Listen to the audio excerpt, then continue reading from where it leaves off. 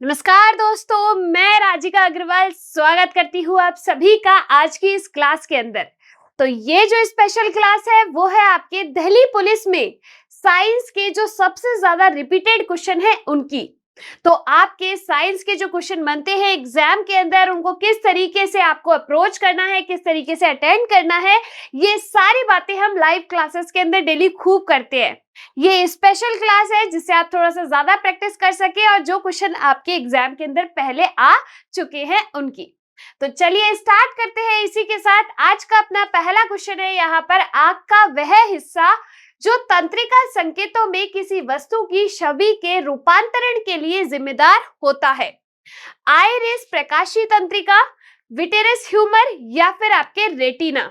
तो देखो यहाँ पर आपसे कहा है आंख का कौन सा हिस्सा है जो संवेदी संकेतों में किसी वस्तु की छवि के रूपांतरण के लिए जिम्मेदार होता है।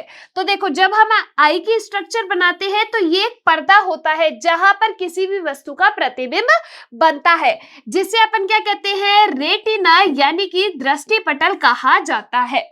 क्या कहा जाता है? रेटिना कहा जाता है। और अपन इसको हिंदी में क्या कहते हैं? दृष्टि पटल कहते हैं। तो अपना आंसर क्या आएगा इधर? ऑप्शन डी आंसर आएगा। ठीक है भाई, चलिए नेक्स्ट क्वेश्चन है, जीव जंतुओं की संरचना, स्वरूप और पारिस्थितिकी वितरण के वैज्ञानिक अध्ययन को क्या कहा जाता है? जीव जंतुओं की संरचना के बारे में, स्वरूप के बारे में, पारिस्थितिकी वितरण के वैज्ञानिक अध्ययन को क्या कहेंगे? जंतु विज्ञान, वनस्पति विज्ञान, छिपकली विज्ञान या फिर आपके नरजाति विज्ञान। तो देखो एक होता है आपका, जब अपन बायोलॉजी को डिवाइड करते हैं तो बायोलॉजी के अंदर एक आता है आपका जूलॉजी और एक आपका आता है बॉटनी। जूलॉजी और बॉटनी, ठीक है। बॉटनी को अपन कहते हैं वनस्पति विज्ञान और जूलॉजी को कहा जाता है जंतु विज्ञान। बॉटनी के अंदर जो पेड़ पौधे हैं उनसे संबंधित अध्ययन किया जाता है, जबकि जूलॉजी के अंदर जो जंतु है उनसे संबंधित अध्ययन किया जाता है। तो इसीलिए अपना आंसर क्या आएगा इधर? ऑप्शन ए आंसर आएगा, जंतु विज्ञान। ठीक है, नेक्स्ट क्वेश्चन है अपना, किसी धारावाही चालक के जुड़े चुंबकीय क्षेत्र की दिशा ज्ञात करने के लिए निम्न में से किस नियम का उपयोग किया जाता है? बाएं हाथ का नियम, फ्लेमिंग के दाएं हाथ का नियम, मैक्सवेल का कॉर्क स्क्रू नियम या फिर फ्लेमिंग के बाएं हाथ का नियम। किस नियम का जो है उपयोग किया जाता है किसके लिए? धारावाही चालक से जुड़े चुंबकीय क्षेत्र की दिशा के लिए। ठीक है, तो आपको चुंबकीय क्षेत्र की दिशा को अपन व्यक्त करते हैं यहाँ पर बी, और ये यहाँ पर ये चुंबकीय क्षेत्र की दिशा के लिए अपन एक सिंबल उपयोग में लेते हैं। ठीक है, अब इसकी दिशा के लिए तो देखो यहाँ पर अपना आता है मैक्सवेल का कॉर्क स्क्रू नियम। जैसे आपकी कोई स्क्रू होता है, जब हम उसको कसते हैं तो जिस डायरेक्शन में अपन उसको कस रहे हैं तो वहां पर और साथ के साथ वो जिस डायरेक्शन में आगे बढ़ रहा है, तो इससे आपके धारा की दिशा और दूसरी आपके चुंबकीय क्षेत्र की दिशा ज्ञात होती है। तो यहाँ पर चुंबकीय क्षेत्र की दिशा ज्ञात करने के लिए कौन सा नियम काम में लिया जाता है? मैक्सवेल का कॉर्क स्क्रू नियम काम में लिया जाता है। ठीक है, आगे देखिए नेक्स्ट क्वेश्चन है, किसको विटिकल्चर के रूप में जाना जाता है? सब्जियां, फूल और फल उगाने को, अंगूर की खेती को, मछली प्रजनन को या फिर आपके रेशम कीट पालन को, किसको कहा जाता है विटिकल्चर? तो देखो रेशम कीट पालन को अपन कहते हैं सेरीकल्चर। क्या कहा जाता है? सेरीकल्चर कहा जाता है। आपकी जो मछली पालन है उसको अपन कहते हैं पिसीकल्चर, उसको कहा जाता है पिसीकल्चर। आपके सब्जियां, फूल, फल उगाने को कहा जाता है हॉर्टिकल्चर, और यहाँ पर आपके विटिकल्चर कहा जाता है अंगूर की खेती को। तो अपना आंसर क्या आएगा इधर? ऑप्शन बी आंसर आएगा। ठीक है भाई, आगे बात समझ में। ऐसे क्वेश्चन आपके एग्जाम के अंदर बन सकते हैं कि इसकी स्टडी को क्या कहा जाता है, इसकी स्टडी को क्या कहा जाता है। नेक्स्ट क्वेश्चन है अपना यहाँ पर, निम्न में से कौन सा एक बहुकोशिकीय जीव है? क्या बहुकोशिकीय जीव एक आपके होते हैं एक कोशिकीय, दूसरे आपके होते हैं बहुकोशिकीय। देखो आपके एक कोशिकीय और बहुकोशिकीय कोशिका के आधार पर अपन दो कैटेगरी में डिवाइड करते हैं। एक कोशिकीय जीव होते हैं और दूसरे आपके होते हैं बहुकोशिकीय जीव। देखो, एक कोशिकीय जीव का मतलब है यूनिसेल्युलर ऑर्गेनिज्म, जिनका पूरा का पूरा शरीर सिर्फ एक कोशिका से बना हो, वो आपके यूनिसेल्युलर ऑर्गेनिज्म। जिनका पूरा शरीर एक से ज्यादा कोशिका से बना हो, वो आपके मल्टी सेल्युलर ऑर्गेनिज्म यानी कि बहुकोशिकीय जीव कहलाते हैं। जैसा कि हमें पता है, यहाँ पर पैरामीशियम हुआ, अमीबा हुआ और क्लेमाइडोमोनास हुआ। ये तीनों यहाँ पर क्या है, एक कोशिकीय जीव है। क्या है, एक कोशिकीय यूनिसेल्युलर ऑर्गेनिज्म है। पूरा शरीर सिर्फ एक ही कोशिका से बना है। ठीक है, तो यहाँ पर ये तीनों एक कोशिकीय जीव हो गए। तो बहुकोशिकीय का आंसर अपना क्या आ गया, स्पॉन्ज जो है आपके बहुकोशिकीय के अंदर आते हैं। नेक्स्ट क्वेश्चन पे चलते हैं। स्फिग्नोमैनोमीटर का उपयोग निम्न में से किसको मापने के लिए किया जाता है? तो जो स्फिग्नोमैनोमीटर है, ये क्या है, एक डिवाइस है, एक युक्ति है। उसे किसका मापन, मेजरमेंट किया जाता है? विद्युत धारा का, आर्द्रता का, हवा का, या फिर आपके रक्तचाप का?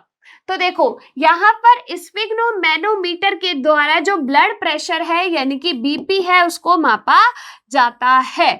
आंसर क्या आएगा इधर, ऑप्शन डी आंसर आएगा। ठीक है, चलिए नेक्स्ट क्वेश्चन पे चलते हैं। कौन वातावरण की सापेक्षिक आर्द्रता को मापने के लिए एक उपकरण है? आर्द्रता किससे मापी जाती है? हाइड्रोमीटर से, बैरोमीटर, एनीमोमीटर, या फिर आपके हाइग्रोमीटर? तो देखो, दो चीजें हैं, एक है हाइड्रोमीटर और एक है हाइग्रोमीटर। तो जो हाइड्रोमीटर है वो आपके पानी को मापेगा, हाइड्रो जैसे कि आपके पानी हो गया। ठीक है, हाइग्रोमीटर जो है वो आर्द्रता को मापेगा। आंसर क्या आएगा, ऑप्शन डी आंसर आएगा। बैरोमीटर जो होता है, जो आपके वातावरणीय दाब है, एटमॉस्फेरिक प्रेशर है, उसको मापने के काम में आता है बैरोमीटर। आंसर आएगा इधर अपना ऑप्शन डी। नेक्स्ट क्वेश्चन पे चलते हैं। निम्न में से कौन सा हाइड्रोजन का रेडियो समस्थानिक है? जिनॉन, ट्रैकेटियम, थोरियम, या फिर आपका ट्राइटियम? तो देखो, हाइड्रोजन का जो समस्थानिक है वो कौन कौन से हैं? तीन समस्थानिक है हाइड्रोजन के, कौन कौन से? देखिए, पहला है आपका प्रोटियम, दूसरा आपका है ड्यूटेरियम, और तीसरा जो है वो आपका कौन सा है, ट्राइटियम। ठीक है, तीसरा है आपका ट्राइटियम। इस ट्राइटियम की जगह हो सकता है एग्जाम के अंदर ट्रीटियम लिखा हुआ हो। ठीक है, तो अपना आंसर क्या आएगा, ऑप्शन डी आंसर आएगा। नेक्स्ट क्वेश्चन पे चलते हैं। कार्बन मोनोऑक्साइड गैस में ऑक्सीजन के कितने अणु होते हैं? सबसे पहले कार्बन मोनोऑक्साइड का फॉर्मूला आना चाहिए CO। अब आपसे कहा है ऑक्सीजन के कितने अणु हैं, तो ऑक्सीजन का सिर्फ एक ही अणु है कार्बन मोनोऑक्साइड के अंदर। आंसर क्या आएगा, ऑप्शन सी।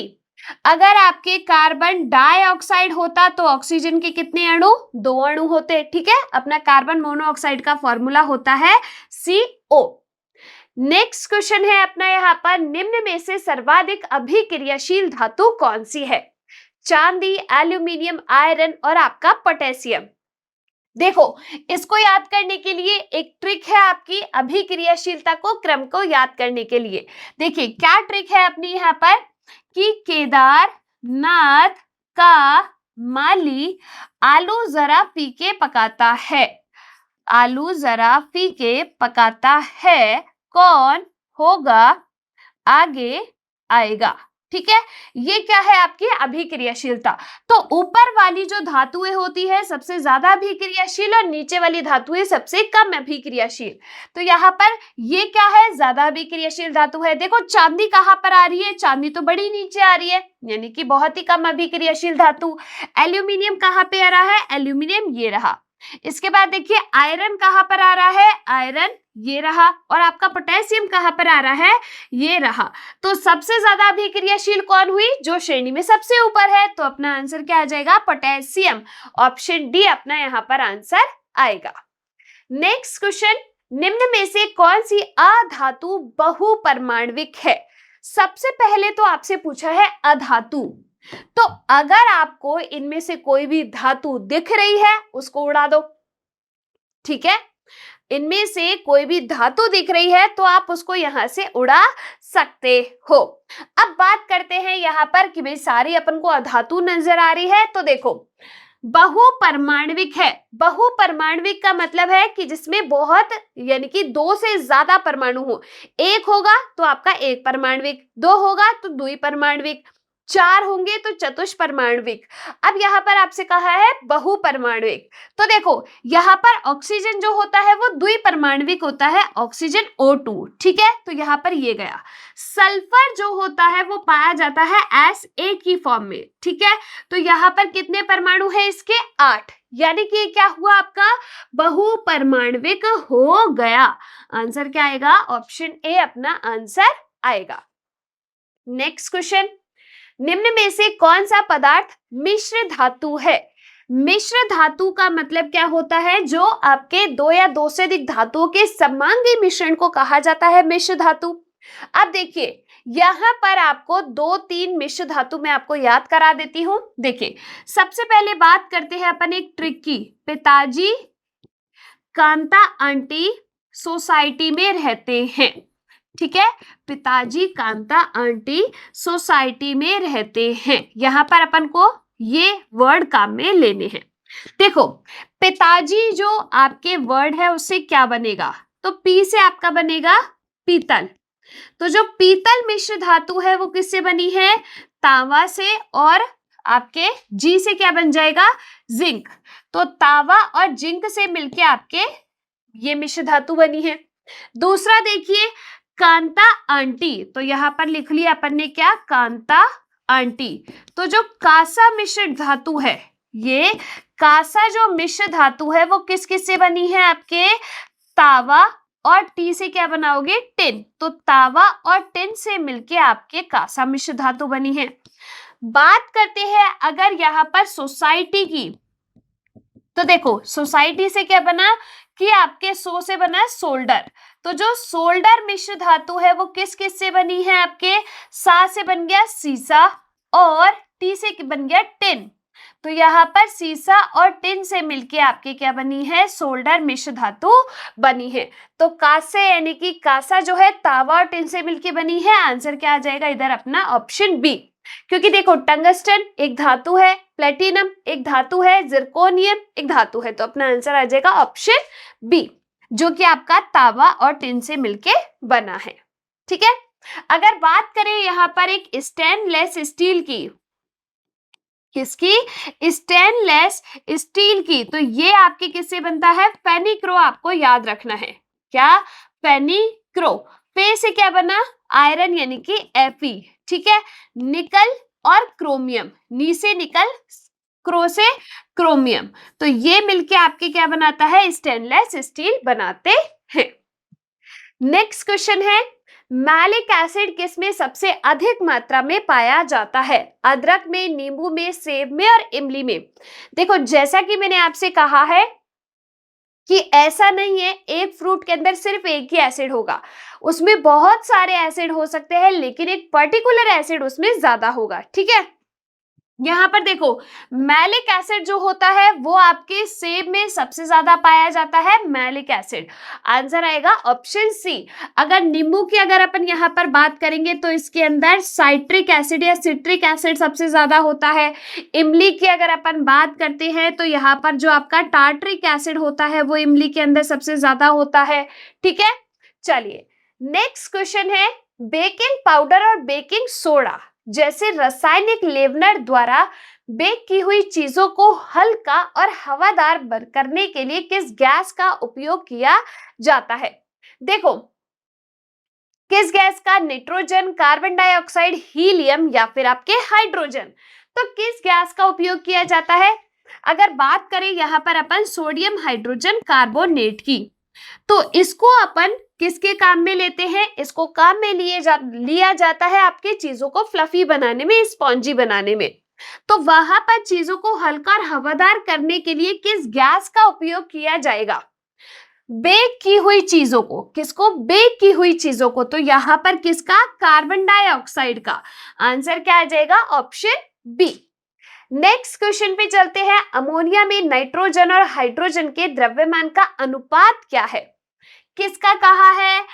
आपके नाइट्रोजन हाइड्रोजन का द्रव्यमान अनुपात पूछा है। देखो आपके अमोनिया का फॉर्मूला क्या होता है? NH3। ठीक है भाई, नाइट्रोजन का द्रव्यमान कितना होगा? 14। हाइड्रोजन का द्रव्यमान 1, 3 है तो आपके 3, तो यहां पर कितना आ जाएगा? 14⁻3। तो अपना यहां पर आ जाएगा आंसर ऑप्शन बी। हो सकता है आपसे अमोनिया की जगह वाटर का पूछ ले या कोई और चीज आपको दे दे, तो आप इस तरीके से निकाल सकते हो। नेक्स्ट क्वेश्चन पे चलते हैं। निम्न में से किसे ग्रीन हाउस गैस के रूप में नहीं जाना जाता है? ग्रीन हाउस गैसेस का मतलब क्या होता है? जो आपके कॉज करती है क्या? ग्लोबल वार्मिंग, जिससे अपन क्या कहते हैं? ग्लोबल वार्मिंग को कहा जाता है वैश्विक उष्णता। क्या कहा जाता है? वैश्विक उष्णता कहा जाता है ग्लोबल वार्मिंग को। ये किसकी वजह से हो रही है? ग्लोबल गैसेस की वजह से। ठीक है, आपके ग्रीन हाउस गैसेस की वजह से। जो सबसे मेजर है वो आपकी कौन सी है? कार्बन डाइऑक्साइड मुख्य ग्रीन हरित गैस है। इसके साथ साथ आपके जो है दूसरी गैसेस भी है, जैसे कि बात करें अगर अपन यहाँ पर मीथेन की, तो ये भी आपके जो है ग्रीन हाउस गैस के अंदर ही आती है। कार्बन डाइऑक्साइड तो है ही है। तो ये सब गैसें आपके ग्रीन हाउस गैसेस के रूप में जानी जाती है, लेकिन कौन नहीं है? आपके ऑक्सीजन नहीं है। आंसर आएगा ऑप्शन ए। नेक्स्ट क्वेश्चन पे चलते हैं। निम्न में से कौन सी बीमारी विभिन्न प्रकार के संक्रामक विषाणुओं और गैर संक्रामक कारकों के कारण, विभिन्न प्रकार की स्वास्थ्य समस्याओं के कारण यकृत की सूजन से संबंधित है? किसकी? यकृत की पूछा है आपसे। देखो, तपेदिक, निमोनिया, हेपेटाइटिस और डायबिटीज। तो यहां पर आपके जो तपेदिक है इसको अपन क्या बोलते हैं? टीबी ट्यूबरक्लोसिस, जो कि आपकी किससे होने वाली डिजीज है? बैक्टीरिया से होने वाली डिजीज है। ठीक है, आपके जो ट्यूबरक्लोसिस है, माइक्रोबैक्टीरियम ट्यूबरक्लोसिस, इसके लिए पैथोजन है। दूसरी चीज, यहाँ पर इसके लिए वैक्सीनेशन होता है आपके बीसीजी का, और एक प्रोग्राम चलाया जाता है डॉट्स प्रोग्राम। ठीक है, दूसरा बात करते हैं आपके निमोनिया की। तो निमोनिया भी आपका क्या है? जीवाणु जनित रोग है। ठीक है, ये भी आपका जीवाणु जनित रोग है। डिप्लोकोकस न्यूमोनी की वजह से ये होता है आपके कौन? निमोनिया। बात करें अगर अपन हेपेटाइटिस की, तो जो हेपेटाइटिस है वो आपके वायरस से होने वाली डिजीज है। ठीक है, पहली चीज यानी कि विषाणु जनित रोग है। दूसरा, अगर अपन यहाँ पर बात करें जो हेपेटाइटिस है, तो देखो जो अपना लीवर है ना, उसमें सेल्स होती है कौन सी? हेपेटिक सेल्स, हेपेटिक कोशिकाएं। ठीक है, और अपने जो लीवर है उसकी स्टडी को क्या कहा जाता है? हेपेटोलॉजी कहा जाता है। अब अगर आपके अशुद्ध पानी यानी कि गंदे पानी पीने से, तो ये वायरस जो है वो एंटर कर जाएगा, लीवर जो है उसको अफेक्ट करेगा, तो यकृत में सूजन आ जाएगी। तो इसी से क्या बनाना है? हेपेटिक सेल्स, हेपेटोलॉजी और आपके हेपेटाइटिस। आंसर क्या आ जाएगा? Option C. मधुमेह रोग आपका किसकी वजह से होता है? इंसुलिन की कमी की वजह से आपका मधुमेह रोग होता है। ठीक है, चलिए आगे चलते हैं। नेक्स्ट क्वेश्चन है, गैल्वेनाइजेशन में किसकी पतली परत के साथ उन्हें कोटिंग करके स्टील या लोहे की रक्षा करने की एक विधि है? देखो, जो अपनी धातुएं होती हैं वो संक्षारण की वजह से क्या हो जाती है? खराब हो जाती है, एयर के कांटेक्ट में आने से, नमी के कांटेक्ट में आने से। अब यहाँ पर उसके लिए कुछ उपाय है। पहला आपका है गैल्वेनाइजेशन। इसमें क्या होगा? जो धातु है उसके ऊपर जिंक की एक लेयर चढ़ा दी जाती है। किसकी? जिंक की एक लेयर चढ़ा दी जाती है, उसे अपन कहते हैं गैल्वेनाइजेशन, जिससे जो धातु है वो डायरेक्ट एयर के कांटेक्ट में नहीं आए। दूसरा, हम जो ये धातु है जैसे कि लोहा है उस पे पेंट कर सकते हैं, ग्रीस लगा सकते हैं, इससे अपन जो है उस धातु को खराब होने से बचा सकते हैं।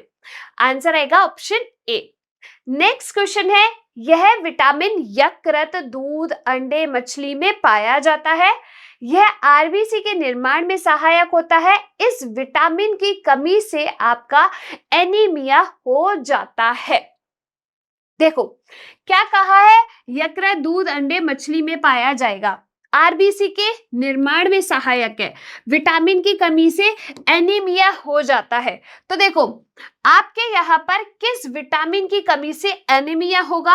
विटामिन ए की कमी से हमें पता है नाइट ब्लाइंडनेस होता है, यानी कि रतौंधी रोग होता है। जैसे आपके टमाटर, गाजर, गोल्डन राइस जो सब्जियां हैं उनके अंदर विटामिन ए होता है। बात करें अगर विटामिन सी की, जो क्या है आपका एस्कॉर्बिक एसिड है। विटामिन सी की वजह से आपका कौन सा रोग होता है? स्कर्वी रोग होता है। ठीक है, किसकी वजह से? विटामिन सी की कमी से। ये किस में पाया जाता है? तो खट्टे फलों के अंदर आपका विटामिन सी होता है। ठीक है भाई। नेक्स्ट देखिए विटामिन के। जो विटामिन के होता है उसको अपन क्या कहते हैं? विटामिन के को कहा जाता है नेफ्थोक्विनोन। ये क्या है आपका? नेफ्थोक्विनोन है। और विटामिन के की कमी से आपका क्या हो जाता है कि खून का थक्का नहीं जमता, तो आपके एक्सेसिव ब्लीडिंग हो जाती है। नेक्स्ट है आपका विटामिन B12, जिसे अपन क्या कहते हैं? साइनोकोबाल्मिन कहा जाता है। क्या कहा जाता है? साइनोकोबाल्मिन कहा जाता है। साइनोकोबाल्मिन का जो प्रमुख घटक होता है वो आपका क्या है? कोबाल्ट। ठीक है, क्या है? कोबाल्ट है। अगर इसकी कमी हो जाती है तो आपके एडिसन एनीमिया, यानी कि ये एनीमिया हो जाएगा। ठीक है, तो अपना आंसर क्या आएगा? ऑप्शन बी, जो कि आपका दूध, अंडे, मछली, यकृत में पाया जाता है। ठीक है, चलिए नेक्स्ट क्वेश्चन है कैल्सीफेरॉल का दूसरा नाम क्या है? Vitamin B2, vitamin A, D और सी। देखो मैंने आपको ट्रिक याद कराई थी। किसकी? देखो मैंने आपको एक ट्रिक याद कराई हुई है, कीड़ा नाटक करे। जब कीड़े को मारते तो वो क्या करता है? नाटक करता है। तो कीड़ा नाटक करे। के का रासायनिक नाम न से नेफ्थोक्विनोन, ई का रासायनिक नाम ट से टकोफेरॉल, डी का रासायनिक नाम क से कैल्सीफेरॉल, ए का रासायनिक नाम रे से रेटिनॉल। आपसे किसका पूछा है? कैल्सीफेरॉल। तो डी के नीचे आ रहा है क, यानी कि कैल्सीफेरॉल। तो डी का रासायनिक नाम अपना क्या हो गया? कैल्सीफेरॉल। ठीक है, आ गई बात समझ में? देखिए यहाँ पर विटामिन सी का नाम क्या होता है? एस्कॉर्बिक एसिड नाम होता है विटामिन सी का। अगर बात करें विटामिन ए की, तो विटामिन ए का नाम क्या हो जाएगा? रेटिनॉल। विटामिन B2 का जो रासायनिक नाम होता है वो आपका होता है राइबोफ्लेविन। क्या? राइबोफ्लेविन होता है। अगर विटामिन B1 का पूछे तो आपका थायमीन होता है, B3 का पूछे नियासिन होता है, B5 का पूछे पैंटोथेनिक होता है, B6 आपका पेरिडॉक्सिन होता है और आपका B12 साइनोकोबाल्मिन होता है। ठीक है, तो अपना यहाँ पर आंसर आ जाएगा option D, vitamin D. Next question पे चलते हैं। निम्न में से कौन सा विटामिन जल में घुलनशील होता है? वाटर के अंदर सॉल्युबल विटामिन कौन सा है? तो देखो मैंने आपको क्या एक ट्रिक बताई हुई है। ट्रिक है आपकी कीड़ा फट गया। क्या? कीड़ा फट गया। तो यहाँ पर KEDA ये क्या है? फैट सॉल्युबल विटामिन, वसा में मिले। बाकी की बी कॉम्प्लेक्स और सी ये दोनों क्या है? आपके जल में मिले विटामिन है। तो जल में घुलनशील बी कॉम्प्लेक्स और सी, तो अपना आंसर क्या आ जाएगा? ऑप्शन ए आंसर आ जाएगा। ठीक है, नेक्स्ट क्वेश्चन है दुनिया भर में घेंगा यानी कि थायराइड ग्रंथि की अनियमित वृद्धि का सबसे आम कारण किसकी कमी है? आयोडीन, आयरन, पोटेशियम और आपका सोडियम। देखिए आपसे कहा है घेंगा, जिसे अपन क्या कहते हैं? गॉइटर डिजीज कहा जाता है। क्या कहा जाता है? गॉइटर डिजीज कहा जाता है। अपने गले के अंदर एक ग्रंथि प्रेजेंट है जिसे अपन कहते हैं थायराइड ग्रंथि। एच शेप की ये ग्रंथि होती है। आपके शरीर की सबसे बड़ी अंतःस्रावी ग्रंथि है कौन? Thyroid gland. ये आपके कौन सा हार्मोन स्रावित करती है? तो थायरॉक्सिन हार्मोन जो है स्रावित करती है। अब ये जो आपका थायरॉक्सिन हार्मोन है इसके संश्लेषण के लिए रिक्वायर्ड होता है आपका आयोडीन। ठीक है, अब इस आयोडीन की कमी की वजह से आपका क्या हो जाता है? घोंघा रोग हो जाता है। घेंगा रोग या फिर गॉइटर डिजीज अपन इसको कहते हैं। तो क्या चाहिए? आयोडीन। आंसर क्या है? Option A. नेक्स्ट क्वेश्चन है स्कर्वी पर्याप्त नहीं होने के कारण। अब स्कर्वी किस विटामिन की डेफिशिएंसी की वजह से होता है? सीधा वो पूरा क्वेश्चन पढ़ने की जरूरत है? बिल्कुल भी नहीं है, क्योंकि उसके सिम्टम्स दे रखे हैं बस आगे। क्या कहा है? स्कर्वी किसका पर्याप्त नहीं होने के कारण होता है, जिसके परिणाम स्वरूप सामान्य कमजोरी, रक्ताल्पता, मसूड़ों की बीमारी और त्वचा रक्तस्राव हो सकता है। देखिए, ये जो आपका स्कर्वी है किसकी कमी से? विटामिन सी की कमी से होता है। विटामिन सी का केमिकल नेम क्या होता है आपका? Ascorbic acid. ठीक है, एस्कॉर्बिक एसिड होता है। आंसर क्या आएगा? Option B. ठीक है, साइनोकोबाल्मिन B12 का होता है, नियासिन B3 का होता है, थायामीन B1 का होता है। नेक्स्ट क्वेश्चन पे आपके विटामिन से बहुत क्वेश्चन आ चुके हैं पहले एग्जाम में। विटामिन आपका डेफिशिएंसी में भी कवर हो जाता है और आपके न्यूट्रिशन के अंदर भी कवर हो जाता है। काफी क्वेश्चन बना के आता है एग्जाम में। ठीक है, देखो, सेंट्रोमियर के स्थान के आधार पर निम्न में से कौन सा गुणसूत्र का प्रकार नहीं है? सेंट्रोमियर का मतलब क्या होता है? जिसपे आपके जो क्रोमोसोम की भुजाएं हैं वो इस तरीके से लगी रहती है। ठीक है, आर्म्स देखो, टीलोसेंट्रिक, एक्रोसेंट्रिक, लोफोसेंट्रिक और मेटासेंट्रिक। तो जो आपका टीलोसेंट्रिक है, एक्रोसेंट्रिक है, एसेंट्रिक है और आपके मेटासेंट्रिक है, ये आपके प्रकार होते हैं। कौन सा नहीं होता? लोफोसेंट्रिक। आंसर आएगा ऑप्शन सी। नेक्स्ट क्वेश्चन है, कौन मुख्य रूप से पैकेजिंग सामग्री का कार्य करता है? ये जो क्वेश्चन है आपके सेल बायोलॉजी का है, जिसे या तो इंट्रासेल्यूलर लक्ष्यों तक पहुंचाया जाता है या कोशिका के बाहर स्रावित कर दिया जाता है। तो देखो, पैकेजिंग सामग्री का या फिर अगर अपन बात करें टैगिंग साइट का जो काम करेगा, दैट इज गोल्जी बॉडी यानी कि गोल्जी काय। आंसर क्या आएगा? ऑप्शन डी आंसर आएगा। नेक्स्ट क्वेश्चन है, निम्न में से कौन सा प्रकाश संश्लेषण में सक्षम जलीय जीवों का एक विविध समूह है? कौन आपके फोटोसिंथेसिस कर सकते हैं? खमीर, प्रोटोजोआ, कवक या फिर आपके शैवाल? तो देखो, अगर अपन बात करें यहाँ पर पादपों की और कुछ नील हरित शैवालों की, तो ये जो आपके नील हरित शैवाल होते हैं और पादप होते हैं, ये क्या करते हैं? फोटोसिंथेसिस करते हैं, प्रकाश संश्लेषण की प्रक्रिया करते हैं।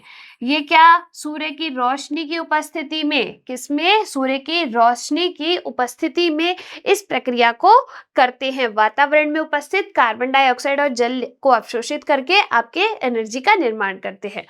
तो फोटोसिंथेसिस किसके द्वारा? नील हरित शैवाल। आंसर क्या आएगा? Option D. अगला क्वेश्चन है यहाँ पर, बैक्टीरियल और फंगल एंजाइम अपरद को सरल अकार्बनिक पदार्थों में विघटित करते हैं। इस प्रक्रिया को क्या कहा जाता है? देखो, बैक्टीरिया और फंगस क्या करते हैं? अपने बैक्टीरिया और फंगस जो है अपरद को सरल अकार्बनिक पदार्थों में बदलते हैं। इस प्रक्रिया को अपन क्या कहते हैं? अपचय। तो आंसर क्या आएगा इधर अपना? Option A. नेक्स्ट क्वेश्चन है, शुष्क बर्फ का रासायनिक नाम क्या है? शुष्क बर्फ अपन कहते हैं ड्राई आइस को। किसको कहा जाता है? ड्राई आइस को कहा जाता है। अब यहाँ पर इसका रासायनिक नाम क्या है?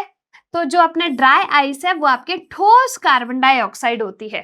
ठीक है, आंसर क्या आ जाएगा? ऑप्शन डी आंसर आ जाएगा। नेक्स्ट क्वेश्चन है, कास्टिक चूना का रासायनिक नाम क्या है? Calcium nitrate, sodium chloride, calcium chloride, calcium hydroxide. Caustic चूना, देखो, एक होता है आपका बिना भुजा चूना। ये क्या है आपका? बिना भुजा चूना, जो कि आपका क्या है? कैल्शियम ऑक्साइड है। अगर अपन बात करें कैल्शियम हाइड्रोक्साइड की, जिसे अपन क्या कहते हैं? भुजा चूना कहते हैं, कैल्शियम हाइड्रोक्साइड। तो यही क्या है आपका? कास्टिक चूना। आंसर क्या आ जाएगा? Calcium hydroxide. और आज का आपका लास्ट क्वेश्चन है कि रमा लघु समोरिका यानी कि छोटी माता चिकन पॉक्स से पीड़ित है, यह किस प्रकार की बीमारी है? तो इन सारी डिजीज के लिए बढ़िया बढ़िया ट्रिक मैंने आपको बताई हुई है। अगर अभी तक भी आपने नहीं देखी हो तो बिल्कुल जस्ट मोमेंट पे भी आप देख सकते हो। आप जाइए रिकॉर्डेड क्लासेस के अंदर, वहां पर आपको सभी डिजीज के लिए जो ट्रिक है वो मिल सकती है। ठीक है, मिल जाएगी, वहां पे मिल सकती है। क्या मिलेगी? सब बताइए मैंने। देखो, चिकन पॉक्स, तो मैंने आपको एक ट्रिक बताई थी इसके अंदर, क्या? रेखा एंड जीजू हिप हॉप गरबा डांडिया इन पर नाचते हैं। च से अपन ने चिकन पॉक्स चेचक बनाया था। ठीक है, यहाँ पर अपने ये क्या है, वायरस से होने वाली बीमारियों के लिए एक ट्रिक है। तो यहाँ पर आपके ये कौन सा डिजीज है, विषाणु जनित रोग है। आंसर आ जाएगा ऑप्शन सी। जीवाणु के लिए मैंने आपको एक ट्रिक बताई थी, रिया तो डिप्टी ट्रेन में न्यू टिकट पाकर कालसी का गाना गाए है। प्रोटोजोन के लिए एक बताई थी, काले सोने पे रिया मरे।